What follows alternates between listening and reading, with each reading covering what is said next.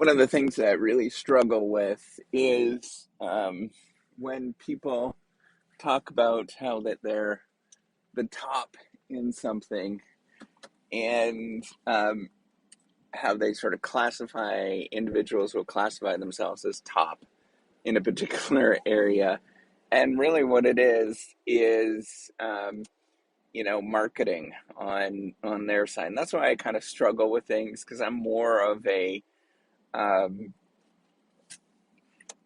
I guess I'm very modest and humble, and I grew up in a family. So Canadians typically are a lot more modest and humble. So if you don't know me, I am Professor Dave Maslach. I'm Associate Professor of Innovation Strategy and Entrepreneurship.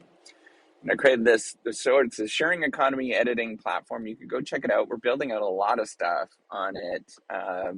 So that's what the reciprocity is. The E is written with a 3. So look up reciprocity.com. We're building all sorts of stuff into it.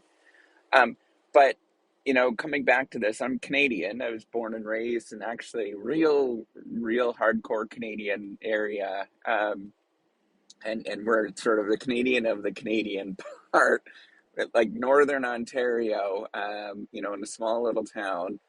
And I was raised, so within that sort of culture, you're raised um, pretty modestly. Like some people were sort of really good at hockey or something like that in that culture, and they were not modest. Usually, the hockey players were not modest at all. They're kind of, but I grew up in a family that was really that really emphasized modesty, and not not putting on airs. That was a really important thing. That was something that, and I think it was because that, we grew up, um, my parents grew up poor. Both of them grew up very poor. And, they did well for themselves, very well for themselves. And they sort of worked their way up out of poverty. And when I'm saying poor, like very poor, like dirt floor poor, um, and they both my dad and my mom worked their way up out of poverty and did well, lived,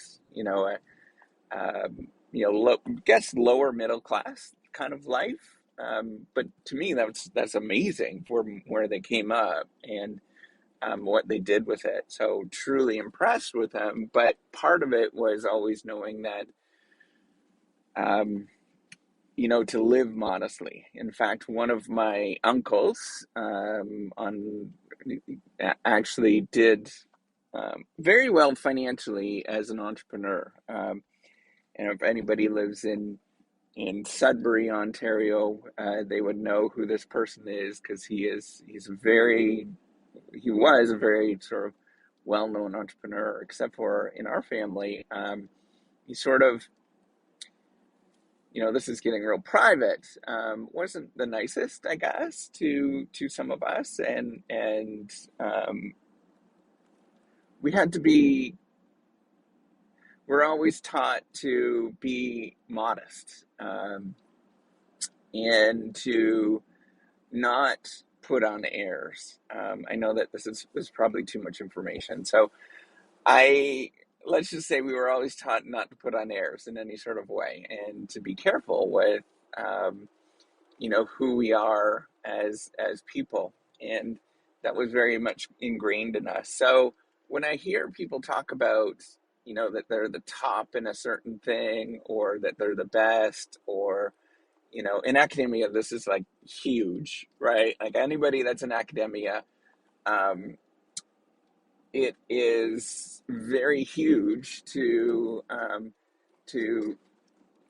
to sort of promote yourself, to say that you're the top in this field, or you publish in the best journals and all this kind of stuff. But when I hear it, it really turns my stomach, um, because and I almost have to turn it off. And part of it's like jealousy and all that kind of stuff. I know that that's part of it, but another part of it is you know they're marketing and they're selling themselves, and that's not something that I feel necessarily comfortable um, with it. And I don't feel comfortable with sort of any sort of marketing because I just want people to be themselves.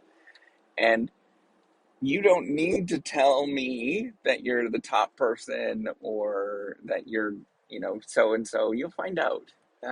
Everybody finds out, and you don't have to sort of do that sort of promotion in any sort of way, because it is clear when you talk to somebody that is very um, top, that's in their field. They're very, very sharp. They kind of get things very well, and there's all sorts of reasons. The other thing that I sort of rail back on that, there's so many reasons why somebody is the top in a certain area that are not um, that are not part of their own ability.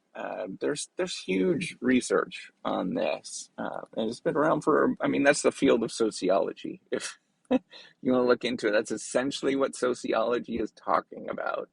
It's a kind of a rail back on economics in a lot of different ways to sort of show like how there's structure in society that keeps us in certain um, bounds, and that structure really kind of guides what we do, and essentially that keeps us in certain areas, right, in certain behaviors, and you're not recognizing the fact that everything around you, your social structure, everything else is sort of allowing you to be in those sort of places that not everybody can be in. So I think, long story short, we need to remember that we need to be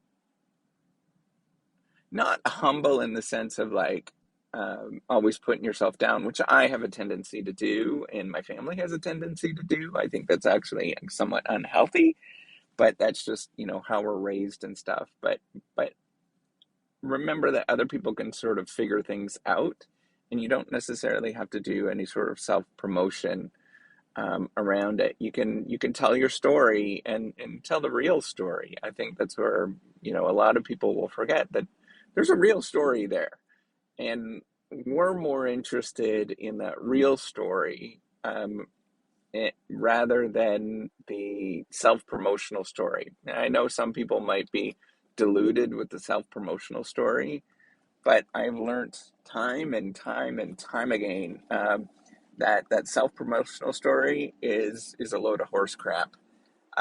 You, uh, you need to look through the lines and get people to get a sense of who they are and their story before you can understand what they're doing. I mean, to give you an example, um, you might look at somebody that they're the top physician in the world, and you're like, oh my God, they're the top physician in the world, and whatever thing that they're in. What you don't see is that they're probably, they got all these struggles and all that kind of stuff, which is the real interesting stuff. But then B, what you don't realize is that they were probably part of, a family situation or some social structure that was made it really easy for them to actually get into that sort of top position. And it's not just like finances, personal, how wealthy people are, but you know, um, if your parents are really pushing you, for example, to get into that top thing, or that they sort of take away all the other responsibilities except for you to perform in that particular thing, and that's a lot easier to perform and to get in that top position than it is for somebody else that is not in the top, and they're working hard at all these different things. Maybe they have part-time jobs, all of these kind of things, and you're not missing out on that story. So I think what matters more is that you tell your own story, and then from that you also just work hard in whatever thing that you're working at, and it might be even a more incredible story if you look at people that moves from you know the lowest place position, whatever that is, to up to the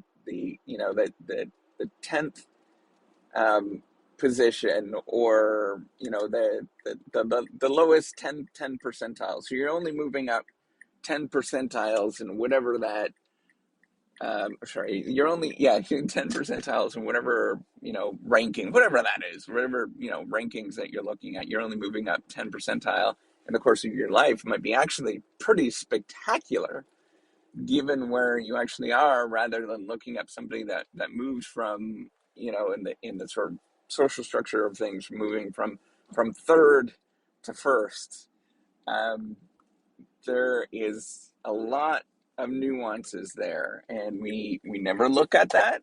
And that's problematic, to not recognize that moving up means different things to everybody.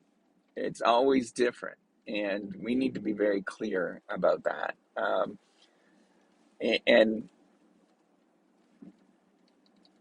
we need to also celebrate people that are moving from the lowest position to just slightly higher, whatever that looks like. I think that is super important.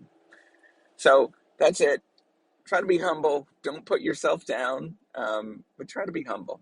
I think that's an important lesson. Um, and I think it's a good lesson that my parents taught me, and hopefully you'll get something from this as well. So with that, take care, and have a wonderful day.